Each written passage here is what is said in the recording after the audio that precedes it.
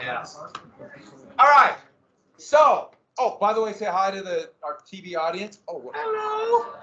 Oh, let me tell you something. I almost forgot. So yesterday, I did the thing. You know, on Tuesday, I decided it's a good time to get. I got the newest COVID vaccine, and I decided at the same time I'll get a flu shot. And so I got one in one arm, on the other. By the way, that still hurts. And a good thing I hit it. And yesterday I was exhausted the whole day, just tired. I guess having 2 vaccines was a little bit more than I wanted. And so by the end of the 6th period, I was literally asleep. And so I just couldn't come back to open house. So if anybody came or thought expected to see me, I'm really sorry to miss me. What I'm going to do is I'm at my own open house tonight.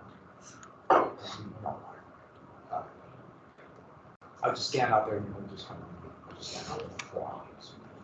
No, that's why I wasn't there. So I did send an email to parents too, but I felt bad about it. So I do like that opportunity to meet people if anyone came, but I felt okay. And then right after lunch, arrived about 6th period, I just started getting just super tired. Having 2 vaccines was a lot. So next year I'm going to try 3. And I was waiting in line, sitting there for the COVID vaccine. Sitting there and there's a bunch of people getting it. And there's a woman sitting next to me, and she was getting the COVID, the flu, and a shingle shot. And shingles is quite the potent. And I'm thinking, and she said, "Oh, it's not a big deal." So I can only imagine how she feels. Shingle shot was that was a shock. Okay, so we got to here. Let's get back. Who would like to read at Prudence? Who are we at here? Okay, go ahead, Evan. Prudence indeed will dictate that the government long established should not change for light and the transient causes. Accordingly, all express There was no dictionary, so it's has shown, have shewn. That they are that which they are making us. No question. Mankind which more disposed to suffer, while evils are sufferable, than to right themselves by abolishing the forms to which they are. Good, right there. And the basic thing about that one is you shouldn't do it just because you're mad at one day. And also, people will accept a lot if they think they're getting some benefit or their protection. One thing dictators will do, I'm protecting you. So I've got to take away your rights of some people. And so they are being protected. Okay, so we got E, we got a custom. That's right where we quit. I did not put that down. No.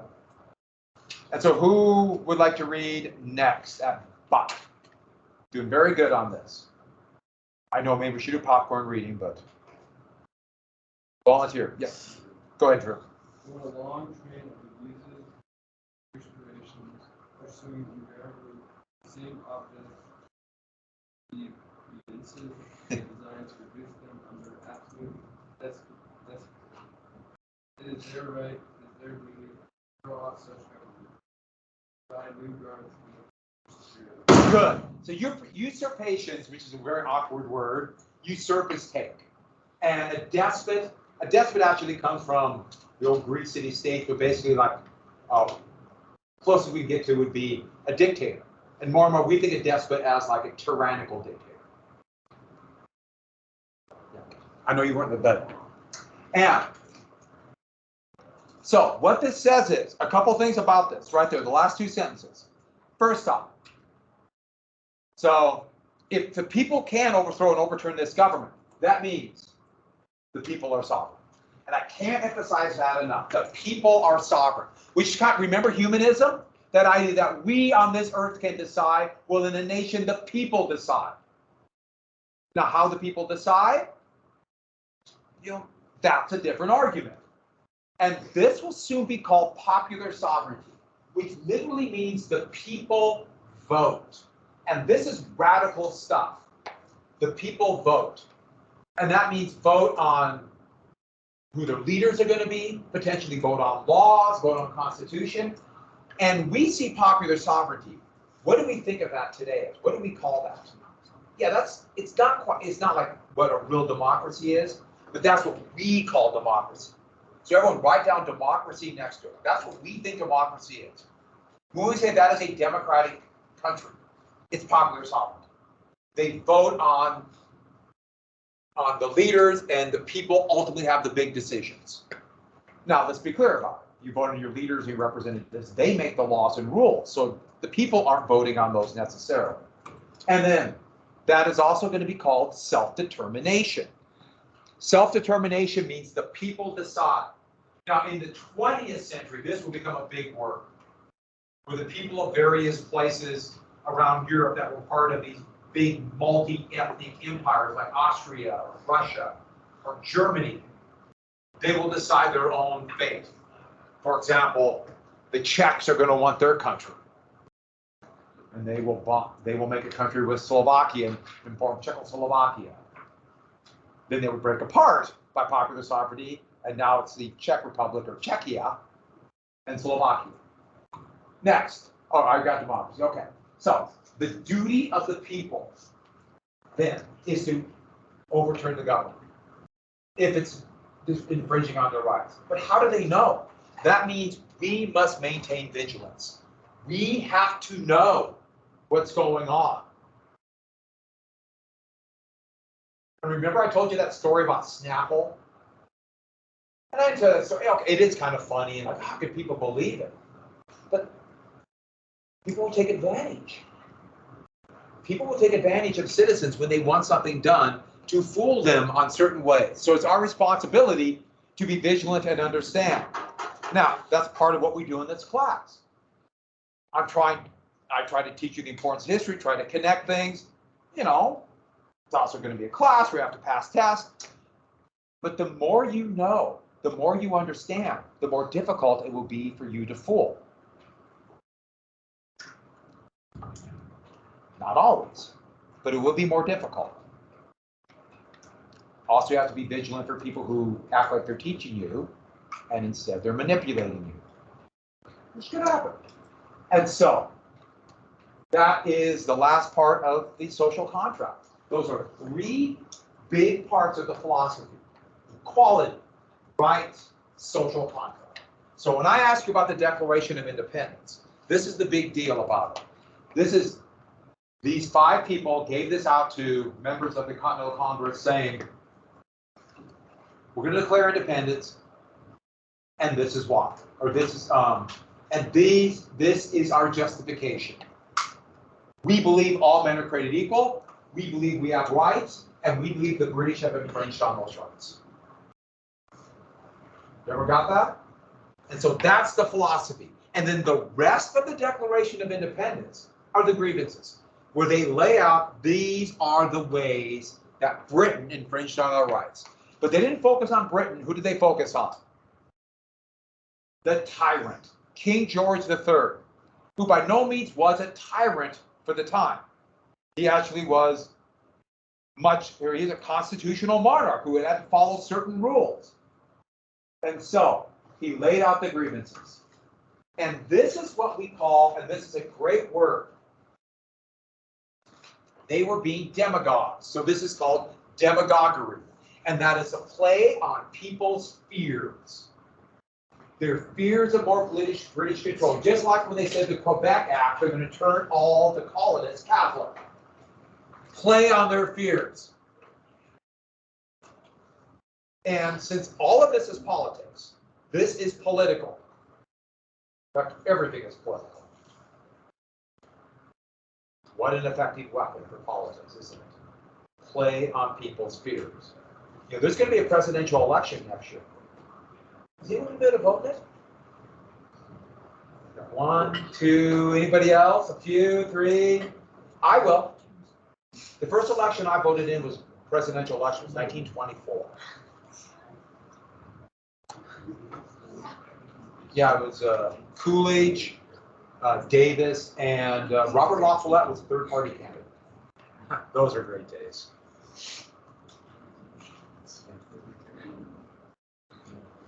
Then I skipped a few, and then I voted again in 1988. But you're going to see a lot of demagoguery playing on people's fears, especially if the presidential election and elections are a lot more national than they used to be. It's almost certain, unless something dramatic happens, it's going to be a rematch of 2020. And that's what it's all going to be. I'm sure you kind of remember 2020, you know, the most parts of it. It was that COVID year and it was really weird. This one is going to be. So they base everything on the king. And these are it. They just list them all down. He has dissolved representative houses. He obstructed the administration of justice. He had made judges depend on the will alone for the tenure of their office. He had kept amongst at the time of peace standing armies without the consent of legislation, thus the quartering of large bodies of troops. I mean, they just blame everything possible on the king for depriving us in many cases of the benefits of trial by jury, for imposing taxes on us without our consent. This is the big one. He has excited domestic insurrection amongst us and endeavored to bring on the inhabitants of our frontiers the merciless Indian savages, whose known rule of warfare is undistinguished destruction of all ages, sexes, and conditions. He's saying the British are causing American Indians to do what? Yeah, when the American Indians are defending their land, what we're saying is, no, the British did. They wouldn't have attacked us without the British. And one more thing, it says excited domestic insurrections. What does that mean? Slave rebellions. They're blaming slave rebellions. Like the slaves would be perfectly happy with slavery, but the British incited a rebellion. They blame everything on the British. Some things that make no sense, some things in no way they're British. They blame it all. So everyone got that. Every single thing. Is it true? Some are. They did searches without warrant. They did hold people in prison without trial. But they didn't cause slave rebellions. They didn't cause American Indians to defend their land. But they just threw everything at people. And then, so that's the Declaration of Independence. It is a great document. Let's see how we got it. Let's go back to the Second Continental Congress. So back to the events that led to our declaring independence. All right? So we got the philosophy down. We need to cover that. Let's get to the Second Continental Congress. So this is where we left off after the video. Remember, we had Lexington and Concord, the coercive acts. So May 7th, we got this down. So May 1775. All 13 colonies have representatives. What city do they meet in? Jordan, Montana. Yes, they met in Jordan. Isn't that kind of weird? Montana wasn't even a state. Who's been to Jordan? I know you have. You've missed out. Jordan is kind of. It is kind of cool up there, but it's also the most isolated town in the continental United States. Moving on. I've been there many times. So at this, they decided we got to take this ragtag militia and make a continental army. Now, they didn't have any money to train them. They didn't have money for uniforms. They just said, you're an army now. But they're still militia. And so they really don't have any training. For the entire war, the vast majority of soldiers in the so-called Continental Army are going to be wearing whatever clothes they have. Blue would be decided as the color uniform, but they couldn't afford to buy uniforms. You see the same thing in like the Civil War. The Confederate Army, gray, they would decide at the end of 1861 would be their color, but they couldn't afford uniforms, so most of them wore whatever they had. And it was decided that George Washington would be the commander. And he brought up to Boston then in June to go take command. Now, it was still very informal. John Adams, ironically, of Massachusetts, was the person who wanted Washington for a very simple reason: to unify the colonies. Yes, all the fighting was here. There was no fighting in other colonies. But Adams understood we needed the richest and most populous colony to join in. Therefore, pick Washington. That was part of his argument for Thomas Jefferson to write the Declaration of Independence. And Washington came there. This is a picture of Washington. I love this one. This is from a 1790s painting of him, that face, that copying that. So he was 20 years younger. But there's a bunch of pictures of that, like of him like that. And he came up in his militia uniform. And he was 6'2". He's a little bit taller than the average person there.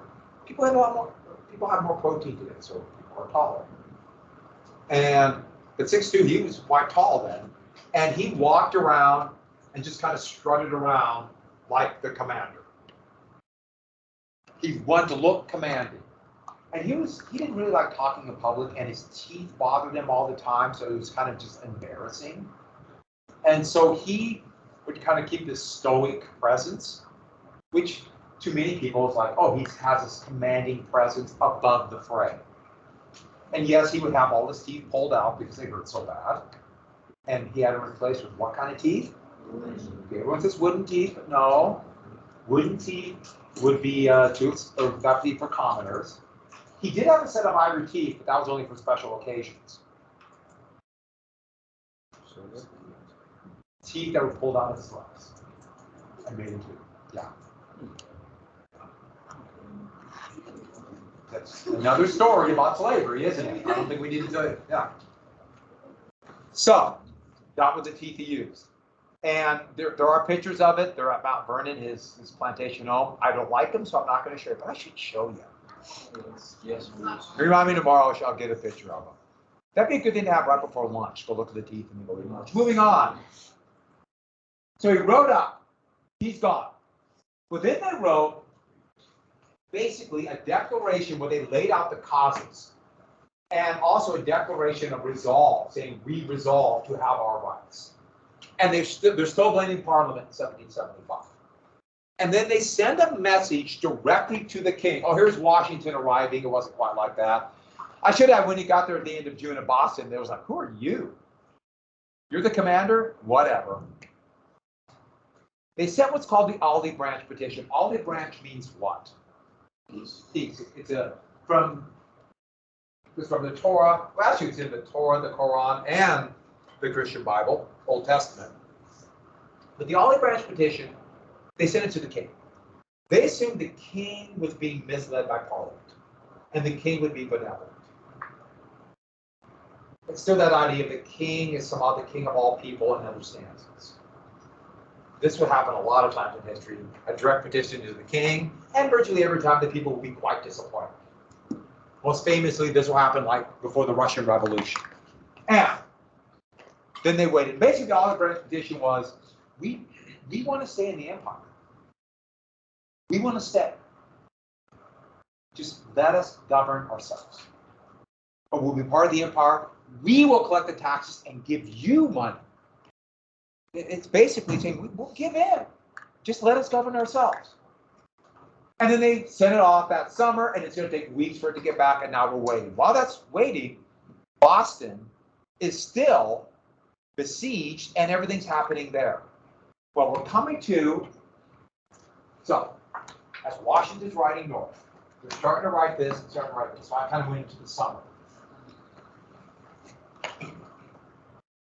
The first really big battle.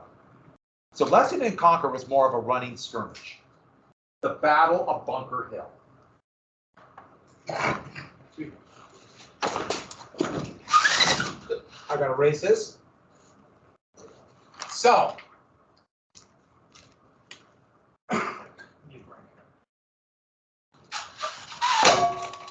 the Battle of Bunker Hill. And why did I shut the light off?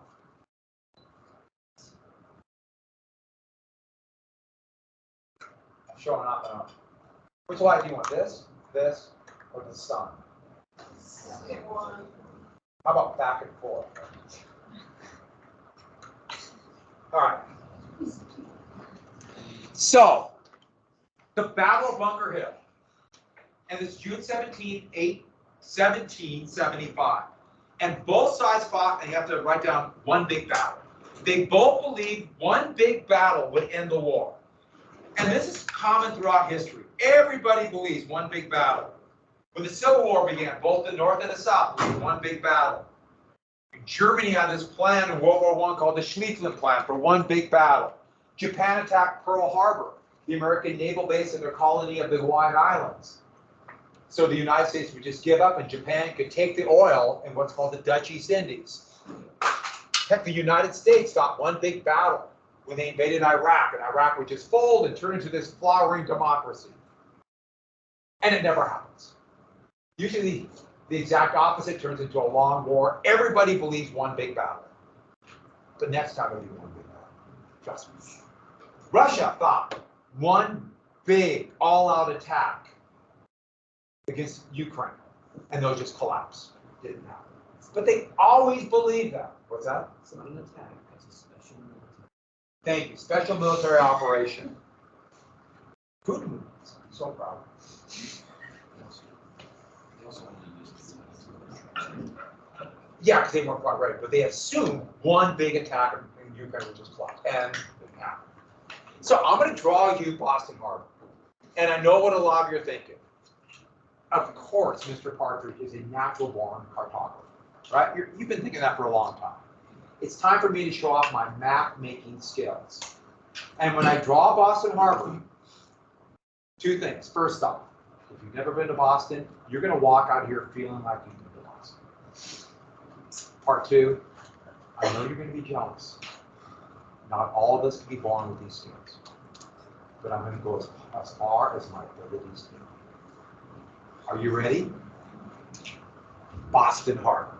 Here we go. Gloucester Heights, Boston Harbor, right? Yeah, thank you, thank you. That's what I'm looking for. So, this is water. This is land, right? Obviously, right? How do we know this is water? Blue. Here's waves. Here's a boat. Here's a shark. Could be on land. Oh, no. Dude. Was the sharks invaded? Walrus. Okay. Narwhal. Walrus. That's a Massachusetts walleye. Oh, we got the two. Walleye. What's the walrus doing about it? Huh? What are they doing about it? Don't trust walrus. Is it walruses or is it walleye? Well, Walruses. Walruses? So, this is what happened. Here's Boston, obviously, right? Basically looks like a mouth with two tonsils. But this is Boston. Here's Charleston Peninsula. And it's really, there's kind of the stepping stone hills.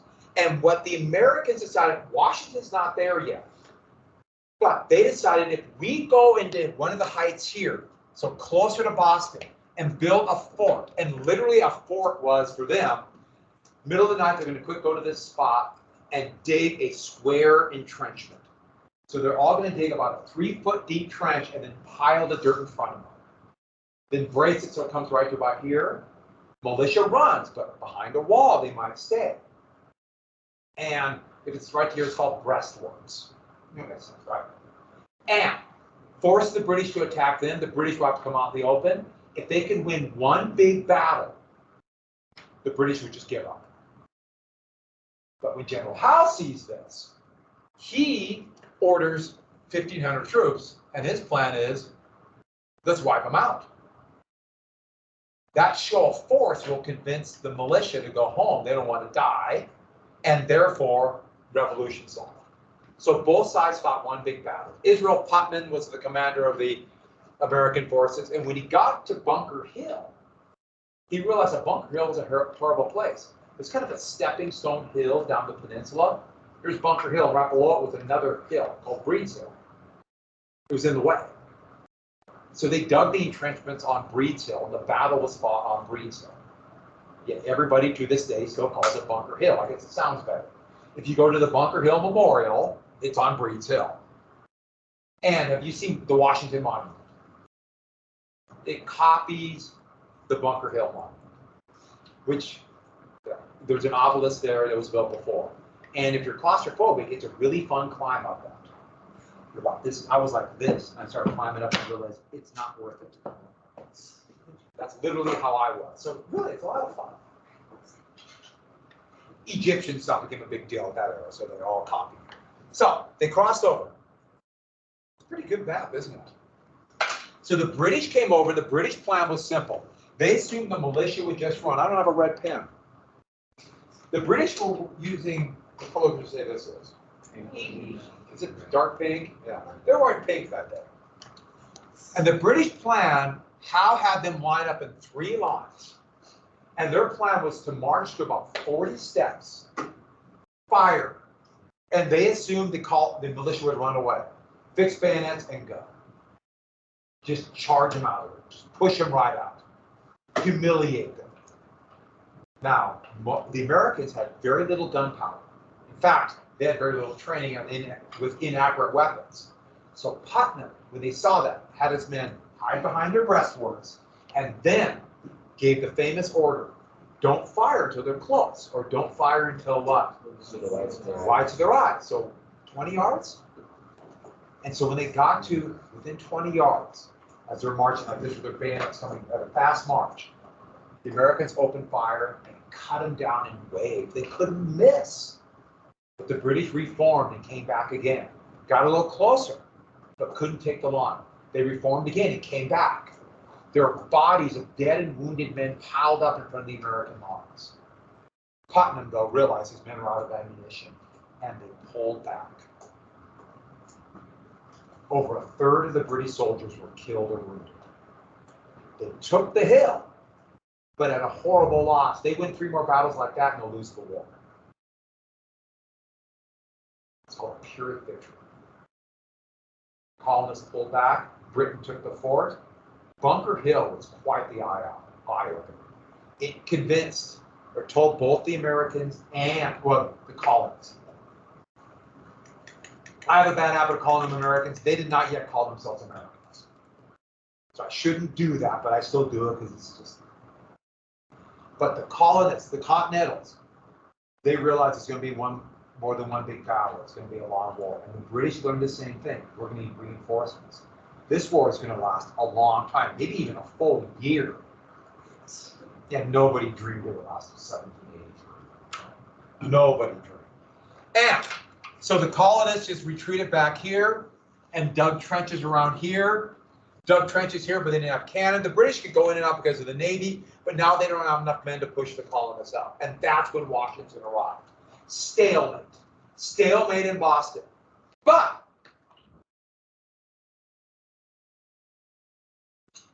you want to keep pretty good, isn't it? Yeah. I'll draw you more maps. So what are you going to say when you leave this classroom? Well, obviously. And where have you just been? Boston. Yeah. Feel like you're there? So let me turn this back on.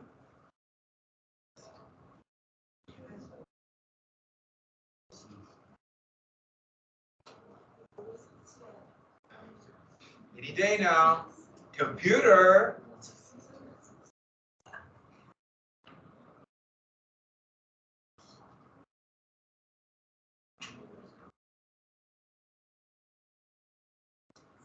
Only computer connected to this, and I still have to check it every time. Wait. So, this is the situation. Here are militia here. Washington is just arriving. But up here is a fort on Lake Champlain. It's a British fort. The French started it, and the British actually improved it. It's a stone fort. It's a really cool place. If you ever get a chance, go to Fort Ticonderoga. Ticonderoga in upstate New York. It's a beautiful area of the country. Lake Champlain is just past here. Here's what the fort looks like now. And there are less than 20 British soldiers in this fort. Just more than anything, just caretakers. And they had no idea what's going on in Boston. No idea. But then all of a sudden, in July, colonial militia from New York, under a guy by the name of Benedict Arnold, and also these Green Mountain boys from what is now Vermont under Ethan Allen. That's Arnold, here's our Allen. Just showed up at this fort, armed. Now, they don't have any heavy weapons, but there's hardly any British soldiers at all. 20 men could not hold this huge fort. They were just literally caretakers. And they were totally surprised. Why are you here? And they ordered a surrender, and the British just surrendered the fort. And so a big victory for the colony. They took Fort Ticonderoga. Now, I know what a lot of you are thinking. Two things. First off, there's a lot of trees out there, a lot of lumber. Does anyone have a wooden pencil? Is it a Ticonderoga? There, do you have a wooden pencil? Is it a Ticonderoga? Huh? Oh, no one else? No. Oh, yeah. Can you see it? It's Yes. Ticonderoga. So that was a company that started there making pencils, even though now it's owned by somebody else, and I guarantee it was probably from trees from Arkansas, but that's another story. It's also, once again, what a great name. If someday you have children, come here, little Ticonderoga. Where's your sister Bahama? Yeah. It's perfect. Ticonderoga. And it's fun to say. Say it. Say it with meaning. Ticonderoga. Is that a Ticonderoga? That pencil? You rubbed out Ticonderoga? You're jealous of Ticonderoga. So, with that, here's the big deal. Okay, put that away. Not again, put it away. And with that, there's gunpowder and cannon in Ticonderoga. They don't have that at Boston. They have a few small cannon, but that's it. Benedict Arnold ordered the cannon to be put on whatever they could find. The sleds, there's no real roads, and they're going to drag the cannon to Boston. And that will change our entire course of history. By the way, has anyone heard the name Benedict Arnold before? Benedict Arnold is synonymous with what, you know? He was a traitor. The most famous traitor in American history. He didn't start out that way. He started out as an absolute hero of the United States. We'll come back to what happened. So, how are we doing? Oh, I thought I was going to transcribe this. Ah! I ended the show. I don't want subtitles. So, they drug the cannon to Boston, and they went down a little bit of the waterway, then drug it across to here. And here's the miserable drug pulling these cannon there. Henry Knox was one of the men from New York, a militia officer. He's the one who, here's a picture of him later, would drag it. The only reason I mention him is he would become Washington's commander of artillery, and in Washington's administration, the first president of the United States under the current Constitution, he'd become the first Secretary of War. We'll get to that down the road. So Knox will become one of the heroes of the Revolutionary War. They drug him there, and all of a sudden that changed everything. Now, Washington could take another square fort here and put cannon. And any ship going in and out of here, or wall rock going in and out, will be under U.S. guns. Now, the Americans couldn't hit anything. They didn't know what they're doing. But the British position was now untenable. And that changes our entire course of history. What happens was the British, in March of 1776, have to abandon it because they put cannon on the heights. It's called Devonshire Heights. Now it's all part of Boston. But March 1776. And this is a picture of the British fleeing. They really exaggerate the little mountains around here. In that painting right there. And now there are no British soldiers in any of the 13 colonies. They have ran away.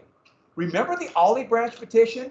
Just as news of the British fleeing Boston, all of a sudden now, here comes the reply of the Olive Branch petition. Happens at the same time. And the king didn't reply to the petition. He sent a proclamation of rebellion. And now, remember I told you about the printing press? What word is this? Suppressing. But doesn't it look like prophecy? But the funny part is, that's an S. Yet they have an S there. So, In this, the king not only ignored this, the king is furious. How dare you? This is a non-answer by saying, you're all traitors and will be punished under English law. Now, this is no longer the country of England. He is the king of, what do they call that country? Same name as today. United Kingdom. So Great Britain is the island. United Kingdom is the United Kingdom of England, of Scotland, and Ireland. Wales, they didn't count as a kingdom. Poor Wales. I like Wales a lot. You notice I have the Welsh flag over there, the red dragon. So that's medieval law. Anybody know what the punishment for treason under English medieval law is? Oh, murder. That would be easy. So they would be hanged nearly to death. So they would pull them up so they're just on their toes with a rope and let them twist for a while. And then after a day of that, they're taken down and put on a rack. Anybody know what a rack is? Good guess. They stretch them. So it's a long table. They have their feet tied to one side, and then their arms tied to a crank. And they turn the crank, and they slowly stretch them as they're laying there. And it's a great way to get taller. So if you want to gain a couple inches, don't do that. Especially once your shoulders separate and each spine begins to pull apart. The pain is awful. And then while you're on that, in agony, that's when they disembowel you. Pull out your intestine. And you can live like that for a couple days. Wait. Then they draw on quarters. What's draw on quarter? They tie you down like this. 4 men, 4 axes. Or 4 ropes and 4 horses, and they slowly walk in opposite direction. Then they put your head on the pike and say, this is what happens to traitors. On that happy note, enjoy your lunch. They can also use sapling trees, and they bend the trees down. Tie them down, attach them into a tree.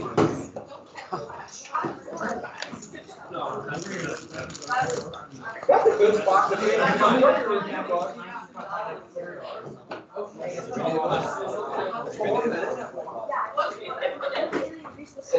Oh, really?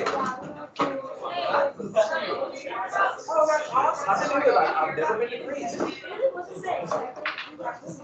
It's always different on a cruise, too. You're always in the harbor, you know.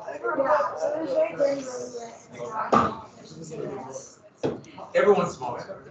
What city were you in? Were you there? Were you with yourself when you were there?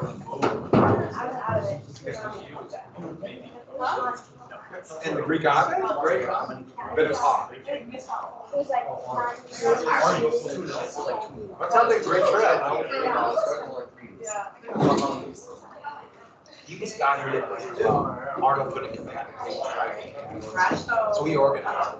And then Washington was so impressed and couldn't get back. And then eventually, all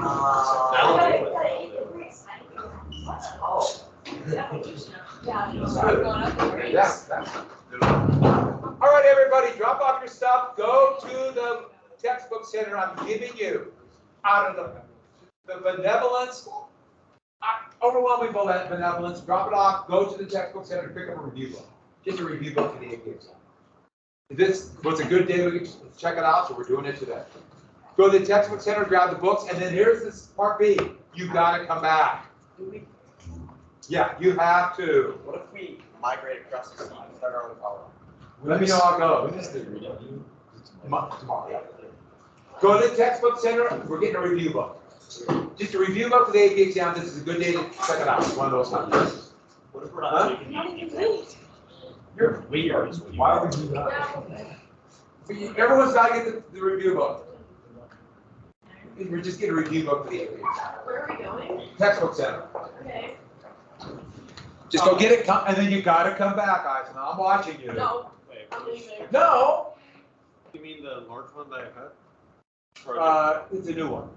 Okay. We're picking up a review book for the AP exam. This just turned out to be a good day to check it out. Oh. So go to the textbook center. Okay, you just asked for was. Yeah, just textbook center's in the basement, and he's out there handing out. So quick, go. Put the game away, go. What do I ask? What's happening? Go, textbook center. Just. Why? Textbook center, go. I'm checking out a review book for the AP exam. 3 books? It's a really good review book. So we were able to, one of those things we had some extra money. So I got, hey, let's just get review books for everybody. Huh?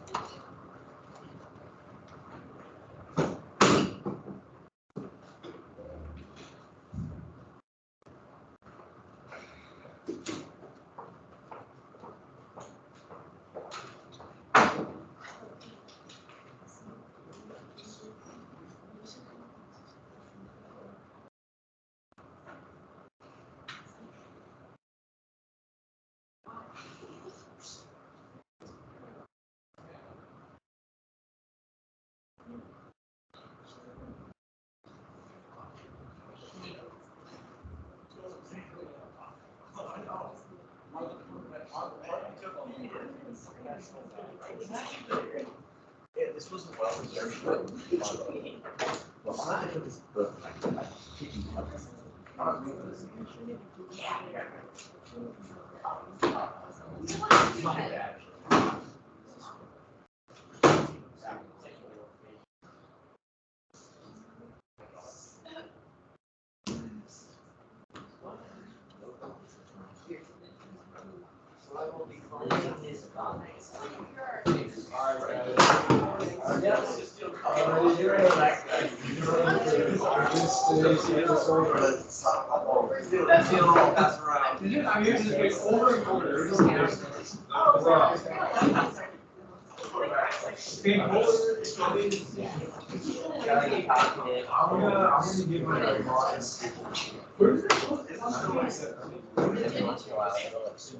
It just, oh, geez. You don't know how you did it? It's more genetic. Mine came with a gift. Oh, wow!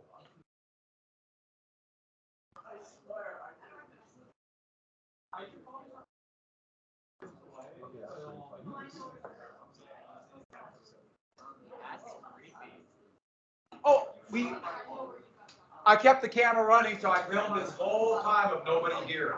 That's good entertainment.